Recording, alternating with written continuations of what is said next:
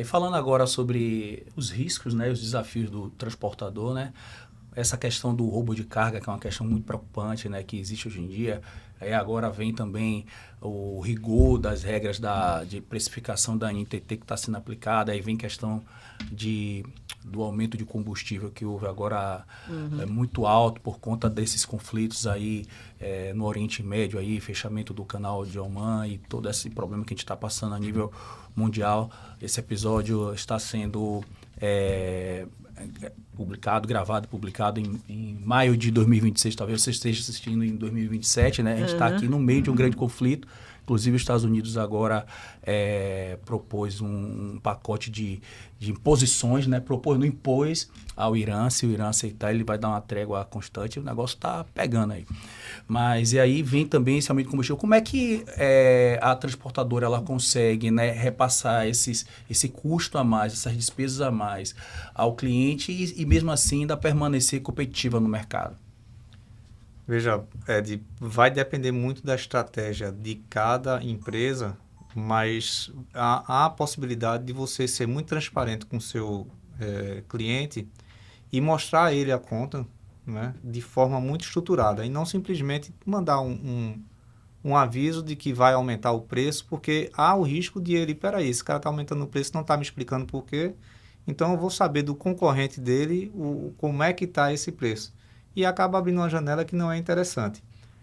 Os contratantes, quem consome logística, eles conseguiram entender a necessidade de ajustar, porque de janeiro a março foi quase 30% de mudança no preço, de aumento no preço do diesel, e o diesel ele equivale a entre 30% e 50% do custo total de um transporte rodoviário. Então, o impacto é muito significativo. Existe uma cultura também de propostas e de bids que contemplam um gatilho de 5%. Para você ver como é sensível, né?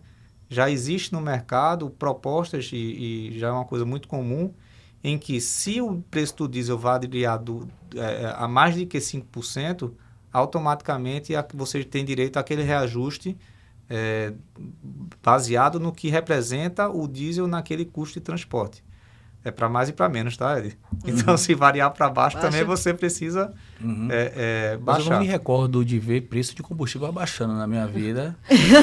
Nunca vi, viu? Exatamente. Existe uma acomodação, não baixa. Muito difícil, Mas, assim, o grande problema é que as estruturas de transporte, por ser sempre de margens muito apertadas, elas sempre são muito enxutas. Então, se você tem 30 clientes, aí você para negociar com todos esses 30 clientes de uma forma muito cuidadosa, para que isso não abra brecha para que ele vá para o concorrente e você perca a receita.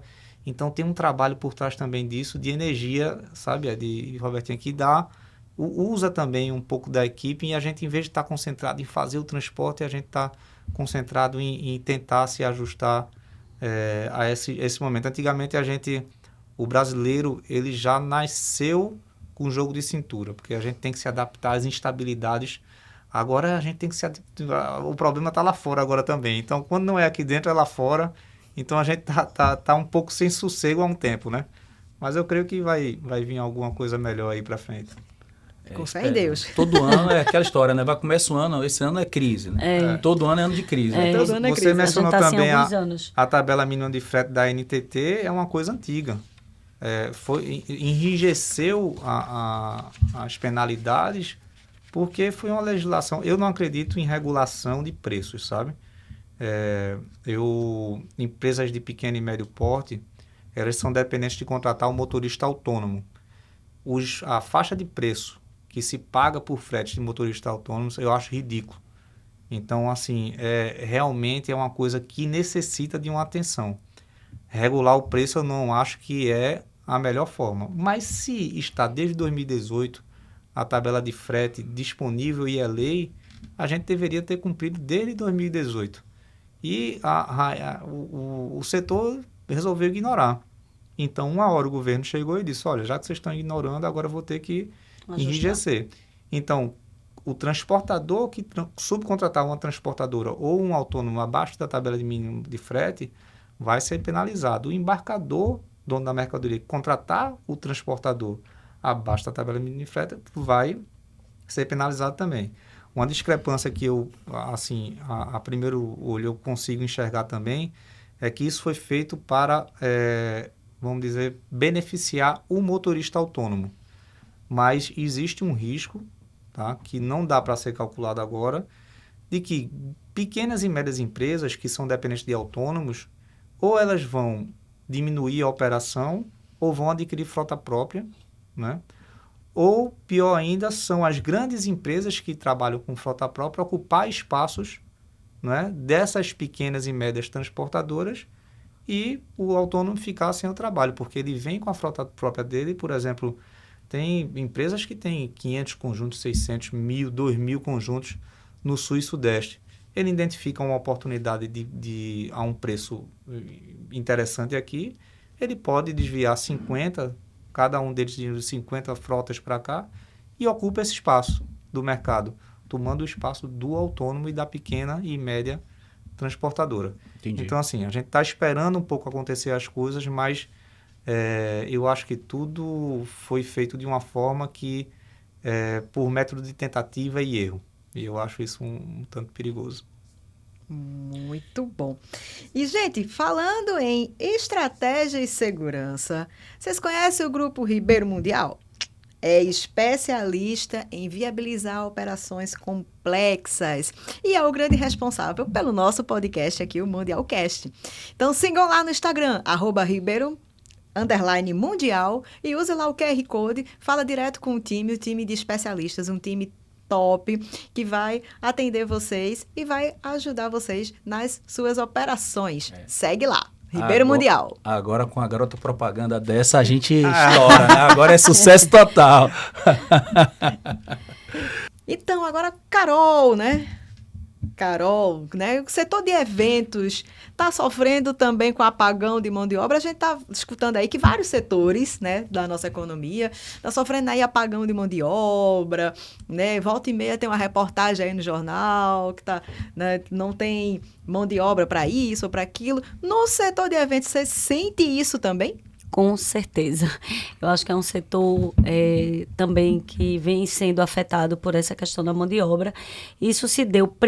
a gente sempre teve esse problema com mão de obra para eventos, porque não é uma mão de obra tão especializada e é uma coisa que a gente, inclusive, já vem em alguns contatos com o Senac para que eles comece a criar cursos para que a gente possa capacitar e treinar mesmo e criar montadores, né, que trabalhem especificamente para eventos, que é a nossa principal mão de obra, né? Hoje um evento, ele tem, pra você ter ideia, trabalha em torno de 1.500 pessoas dentro de um evento, né, para poder montar um evento como uma multimodal, por exemplo.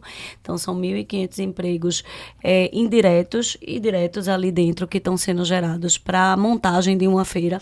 Só que a mão de obra principal hoje de um evento, qual é? A mão de obra da montagem, né? Não adianta você fazer um evento se você não tem alguém para montar esse evento, você não fez nada. Então, a gente do lado de cá, como promotor de evento, a gente idealiza o evento, cria o evento, tá todo pronto, vende tudo, quem monta, cadê?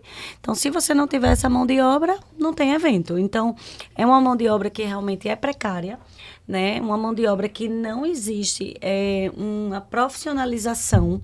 Então, termina que são pessoas que estão ali precisando e topam e aprendem ali nas coxas, que essa é a palavra.